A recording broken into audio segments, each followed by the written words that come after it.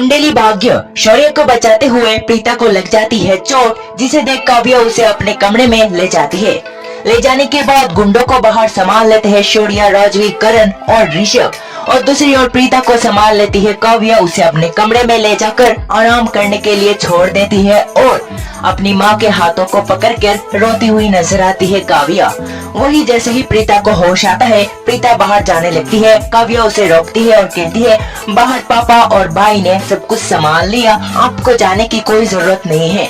माँ, आप मुझे छोड़कर कहीं मत जाओ, आप मेरे साथ रहो। ये बात सुन जहाँ प्रीता को लगता है बहुत ही अजीब, क्योंकि प्रीता को नहीं पता काव्या उसकी बेटी है, इसीलिए उसे अजीब लगता है। वही ऐसी हालात पर यहाँ पर आ जाती है राखी माँ। आकर प्रीता को गले से लगाती है और कहती है, कितनी बार तुम यहाँ पर आकर गई, एक बार भी अपने इस माँ का ख्याल तुम्हें नहीं आया। माँ से एक बार बात कर लो, ये तक तुम्हें नहीं आया। नाराज थी करण से, लेकिन हम सभी के ऊपर नाराजगी क्यों जता रही थी।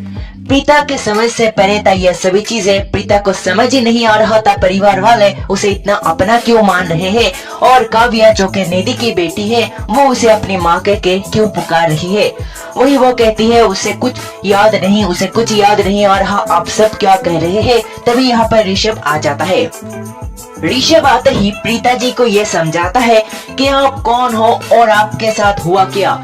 इन सभी बातों को जानने के बाद प्रीता को लगेगा सदमा, और इस सदमे से प्रीता की होश फिर एक बार चली जाती है। और यहाँ पर प्रीता को थोड़ा बहुत याद तो आता है, लेकिन इसी के साथ वो बेहोश हो जाती है। फिर एक बार प्रीता बेहोश होने के बाद परिवार वाले काफी डर जाते हैं और एक चीख लगाते हैं, जिससे सभी लोग यहाँ पर जमा हो जाते हैं और कहा जाता है कि प्रीता को फिर एक बार कुछ हो गया है। करण डॉक्टर को फोन कर बुलाता है।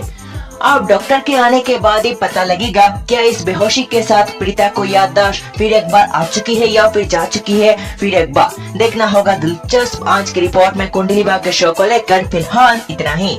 आने वाले एपिसोड को देखने के लिए कितने एक्साइटेड है कमेंट सेक्शन में जरूर बताएं अपनी राय। आज बस इतना ही कुंडली भाग्य को लेकर।